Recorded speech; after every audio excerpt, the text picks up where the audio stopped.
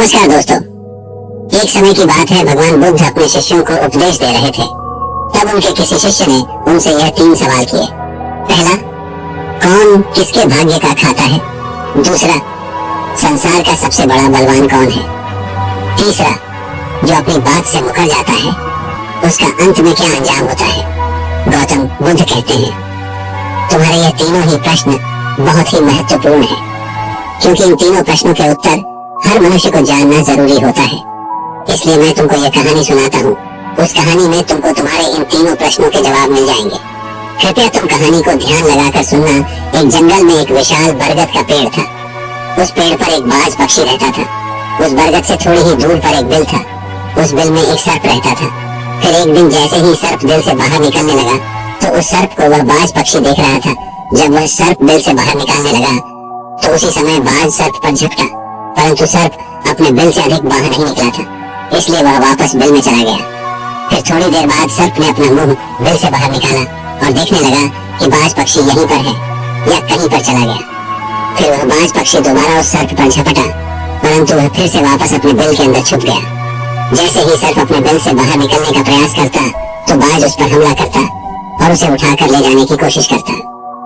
बाज मन में सोच रहा था कि जब भी तू बाहर निकलेगा तो मैं तुझे अपना भोजन बना लूंगा, और सर्प उस बाज के डर से बिल में छुपा रहता है। जब सर्प को उस बिल में रहते हुए काफी समय हो जाता है तो सर्प मन में विचार करने लगता है कि यदि राजा विक्रम कहीं से आ जाए तो वह दूसरों के कष्टों का हरण करते हैं, और राजा विक्रम ही ऐसे हैं जो मुझे इस बात से बचा सकते हैं।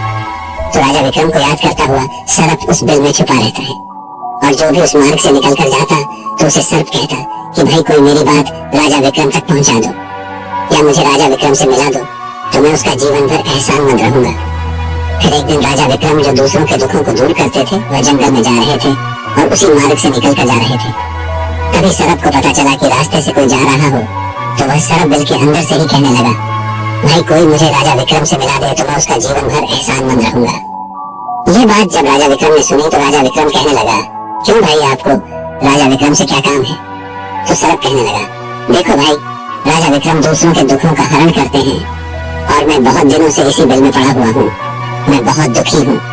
यदि मैं इस बिल से बाहर निकलता हूँ तो इस वृक्ष पर एक बाज पक्षी का निवास है। वह बाज मुझ पर उसी समय हमला करता है, इसलिए मैं इस बिल से बाहर नहीं निकलता हूँ और न ही मुझे कुछ खाने को मिलता है। मैं ऐसे ही इस बिल में पड़ा हुआ हूँ, ऐसे ही अपना जीवन व्यतीत कर रहा हूँ। राजा विक्रम कहने लगे कि हे सर्पराज, मैं ही राजा विक्रम हूँ, बताओ तुम्हारे कष्ट का निवारण कैसे करूँ? तो सर्प कहने लगा, हे महाराज, जैसा आपको उचित लगे ऐसा ही कीजिए, लेकिन मेरा इस बात से पीछा छुड़ा दीजिए, नहीं तो यह एक दिन मुझे मार डालेगा। राजा विक्रम कहने लगे, हे सर्पराज, तुम कहो तो मैं तुम्हें इस वन में कहीं दूर छोड़ दूं। सर्प कहने लगा, महाराज, जब आप मुझे दूर छोड़ने जाओगे तो ये बाज हमें देख लेगा और ये वहीं पर जाकर फिर से बैठ जाएगा और मौका मिलते ही ये मुझे मार डालेगा। राजन, आप मुझे कुछ समय के लिए आपके अंदर में बैठा लीजिए। आप पेट में बैठने के लिए मुझे स्थान दे दीजिए। जब इस बाज को पता नहीं चलेगा कि सर्प कहाँ गया, और मैं तुम्हारे साथ इस वन से बहुत दूर चला जाऊंगा, और आगे जाने के बाद मैं तुम्हारे पेट से बाहर आ जाऊंगा। राजा विक्रम कहने लगे, ठीक है सर्पराज, आप मेरे पेट में प्रवेश कर जाइए। राजा विक्रम अपना मुंह खोल देते हैं और वह सर्प राजा विक्रम के पेट में प्रवेश कर जाता है और राजा विक्रम के पेट में जाकर के बैठ जाता है। जब राजा विक्रम वन में आगे गए और आगे काफी दूर पहुंचने के बाद उस सर्प से कहने लगे कि हे नागराज, अब आप मेरे पेट से बाहर आ जाइए। अब यह सुनसान वन है, इसमें कोई बाज आपको परेशान नहीं करेगा। ये बात सुनकर नागराज कहने लगा कि नहीं महाराज, अब मैं आपके पेट से बाहर निकलने वाला नहीं हूँ। राजा विक्रम ने कहा, क्यों भाई, आपने तो मुझसे यह वादा किया था कि आप मुझे आगे सुनसान वन में छोड़ देना, मैं आपके पेट से बाहर निकल जाऊंगा।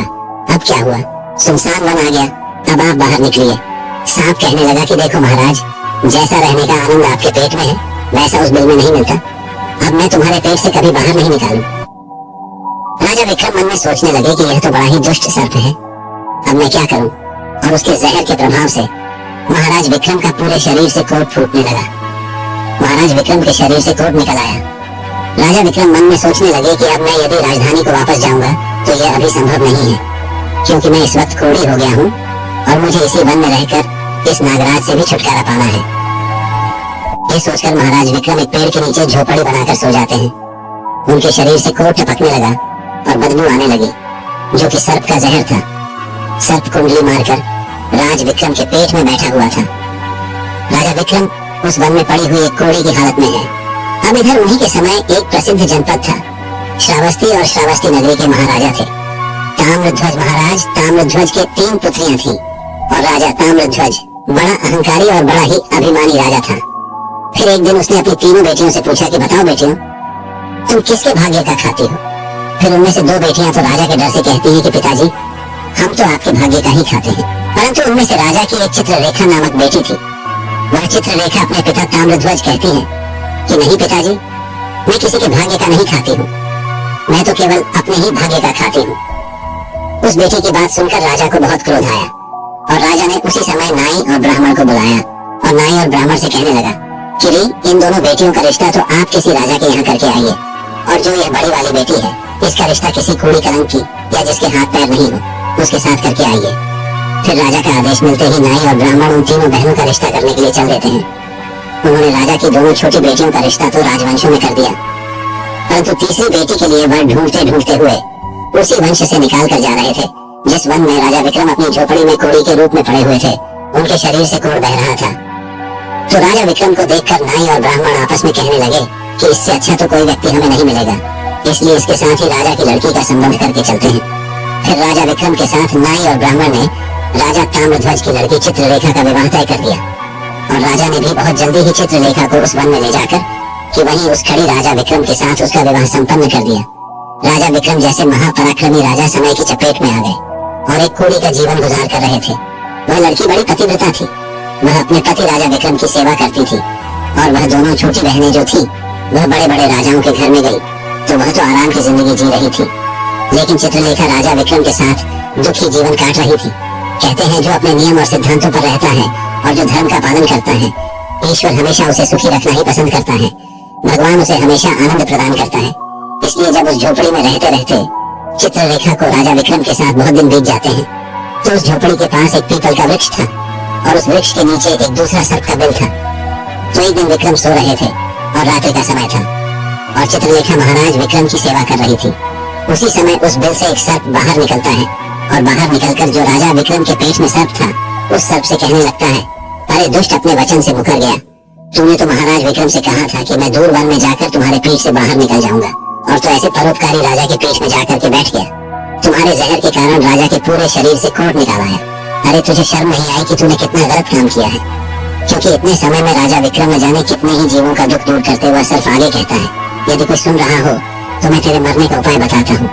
यदि कोई गंगा जल ला करके इस राजा को पिला दे तो तेरे उसी समय 100 टुकड़े हो जाएंगे और मल के रास्ते से बाहर निकल जाएगा। अब राजा के पेट के अंदर बैठा हुआ जो सर्प था वह दूसरे सर्प से कहने लगा कि तेरे जैसा भी मैंने कभी नहीं देखा। धन के खजाने पर कुंडली मारकर बैठा है। यदि यह धन मानव समुदाय के कल्याण के लिए लगाया जाता तो इससे न जाने कितने मानवों का भला होता। मैं भी तेरे मरने का उपाय बताता हूँ। यदि कोई सुन रहा हो तो कोई पीपा तेल गर्म करके तेरे बिल में डाल दे तो उसी समय तो नष्ट हो जाएगा, और इस बिल वाले स्थान की खुदाई करेगा तो यहाँ पर अपार धन संपत्ति निकलेगी उस बात को। चित्रलेखा बड़े ध्यान से सुन रही थी। चित्रलेखा ने मन में विचार आया, यह राजा विक्रम है और इनके पेट में एक सर्प बैठा हुआ है, इस कारण महाराज के शरीर से कोढ़ निकाल रहा है। तो वह बेचारी चित्रलेखा एक आशी के आश्रम पर पहुंचती है और उन आशी से अनुरोध करती है कि महात्मा, मुझे 1 गिलास गंगा जल की आवश्यकता है। आशी ने कहा, बे तुम कौन हो और गंगा जल का क्या करेगी? तो वह चित्रलेखा कहने लगी, हे मुनिवर, मैं राजा ताम्रध्वज की बेटी चित्रलेखा हूँ और मेरे पति के लिए मुझे दवा के रूप में गंगा जल चाहिए। उस आशी ने उसे 1 गिलास गंगा जल दे दिया। अब चित्रलेखा गंगा जल लेकर जल्दी ही महाराज विक्रम के पास पहुंच गई और पहुंचकर महाराज विक्रम से कहने लगे कि महाराज, यह दवाई है, आपके कोढ़ को सही करने के लिए आप इसे ग्रहण कीजिए। राजा विक्रम उस गंगा जल को पी गए और जैसे ही राजा विक्रम ने उस गंगा जल का पान किया तो उस सर्प के उसी समय 100 टुकड़े हो गए। जो पेट में था वह सर्प नष्ट हो गया। वह धीरे धीरे राजा के शरीर से मल के रास्ते से बाहर निकल आया। अब तो राजा का कोढ़ धीरे धीरे सही होने लगा और कुछ ही दिनों में राजा का कोढ़ बिल्कुल सही हो गया। राजा का पूरा उपचार हो गया। राजा पहले की तरह स्वस्थ हो गए। अब राजा विक्रम से चित्रलेखा कहने लगी, हे महाराज, मैं एक स्त्री हूँ, इस शहर में नहीं जा सकती हूँ। आप शहर में जाइए और एक पीपा तेल का लेकर आ जाएं। राजा विक्रम कहने लगे कि चित्रलेखा, उस तेल का तुम क्या करोगी? चित्रलेखा ने कहा, महाराज, आप पहले तेल का पीपा लेकर आइए, फिर मैं आपको बताऊंगी। फिर चित्ररेखा की बात सुनकर राजा विक्रम बाजार में जाते हैं और वहां से एक पीपा तेल का लेकर आते हैं। फिर चित्ररेखा वहां आग जलाती है और उस आग पर उस तेल को गर्म करती है और गर्म करके उस सर्प के बिल में खाली कर देती है। जैसे ही उस बिल में वह गर्म तेल डाला गया तो सर्प की मृत्यु हो गई। राजा विक्रम से चित्ररेखा कहने लगी कि महाराज, स्थान को खोद दीजिए। फिर राजा विक्रम ने जब उस स्थान की खुदाई की तो वहां से अपार धन संपत्ति निकाली। चित्ररेखा कहने लगी, महाराज देखिए, मैं जानती हूँ कि आप जय नरेश राजा विक्रम हैं, परंतु मेरे पिता ने मेरा अपमान किया है और मुझे एक कुड़ाई को दिया था, परंतु मैं मेरे भाग्य का खाती हूँ, इसलिए इसी स्थान पर मेरे पिता का जो महल है उससे अच्छा महल बनना चाहिए। राजा विक्रम कहने लगी, चित्ररेखा तुम कैसी बातें कर रही हो? हम नरेश हैं, भला यहाँ पर महल क्यों बनाएंगे? आप उज्जैन नगरी को चलिए। परंतु राजा विक्रम के कहने पर भी चित्ररेखा नहीं मानी। फिर राजा विक्रम ने उस वन में एक शानदार महल का निर्माण करवाया। इस संसार में सबसे बलवान समय होता है और कोई बलवान नहीं होता है। जिसका समय अच्छा होता है वह आगे बढ़ता रहता है और जिसका समय खराब हो जाता है, जिसका समय विपरीत होता है, वह पतन की ओर अग्रसर हो जाता है। राजा ताम्रध्वज पर एक दूसरा राजा आक्रमण कर देता है और उस आक्रमण में तमध्वज पराजित हो जाता है और राज अपने परिवार सहित प्राण बचाने के लिए उसी वन में पहुंच जाता है। जब वन में राजा भूखा प्यासा भटक रहा था, फटे हुए वस्त्र और भूख से पीड़ित और प्यास से राजा का गला सूखा जा रहा था, तो राजा घूमते घूमते उस चित्ररेखा और राजा विक्रम के महल के नजदीक से गुजरता है तो चित्ररेखा अपने पिताजी को पहचान जाती है। चित्ररेखा ने अपने एक सेवक को भेजा और सेवक भेजकर महाराज ताम्रध्वज, जो कि फटी हुई हाल में थे, उनके पास वस्त्र नहीं थे, उन्हें बुलवाया। ताम्रध्वज ने सोचा कि यह न जाने कौन है और हमें क्यों बुला रही है। जब राजा ताम्रध्वज उस लड़की के पास पहुंचे तो लड़की को पहचान लिया। चित्ररेखा ताम्रध्वज से कहने लगी कि पिताजी, मैं वही चित्ररेखा हूँ और मैं आपसे यह कहती थी कि मैं मेरे भाग्य का खाती हूँ। देखिए, मैं मेरे ही भाग्य का खाती हूँ, आपके भाग्य का नहीं खाती हूँ। आपने ने मुझे एक कोड़ी को दिया था, परंतु मेरे भाग्य में तो एक सम्राट लिखा था। देखिए पिताजी, मैं उज्जैन नरेश राजा विक्रम की पत्नी हूँ। राजा ताम्रध्वज मन में विचार करता है और अपनी उस लड़की से अपने अपराध के लिए क्षमा मांगता है। इस संसार में सबसे बड़ा बलवान समय है और हर कोई व्यक्ति किसी दूसरे के भाग्य का नहीं खाता है। हर कोई यह सोचता है कि यह मेरे भाग्य का खा रहा है। नहीं, कोई किसी के भाग्य का नहीं खाता है। जो कोई खाता है वह अपने भाग्य का ही खाता है। हर दाने दाने पर खाने वाले का नाम होता है। आप ये न सोचे कि हम किसी को खिला रहे हैं। आप किसी को खिलाने वाले कौन होते हैं? इस संसार को खिलाने वाला तो एक ही है और वह है भगवान शिव शंकर। जो अपनी बात से मुकर जाता है उसका अंत वही होता है जो राजा विक्रम के पेट में बैठे हुए उस सर्प का हुआ था। अंततः वह विनाश को प्राप्त होता है। हमेशा सत्य की ही जीत होती है और अधर्मी, अत्याचारी और पापियों का अंत होता है। इस तरीके से राजा विक्रम और उसकी पत्नी चित्ररेखा ने राजा ताम्रध्वज का बड़ा स्वागत किया। वह राजा विक्रम महाराज ताम्रध्वज को अपने साथ उज्जैन ले आए और बाद में राजा विक्रम ने अपनी सेना राजा तमरध्वज के साथ भेजी और जिस राजा ने तमरध्वज को पराजित किया था उससे अपना राज्य वापस पा लिया। जिसकी किस्मत अच्छी होती है, जिसके कर्म अच्छे होते हैं, उसे ईश्वर कहीं न कहीं से देता है। हम और तुम तो अपने परिवार का पालन करने में भी हिचक जाते हैं, लेकिन इस संसार का पालन करने वाले को देखिए, वह पूरे संसार का हर जीव जंतुओं का ध्यान रखता है।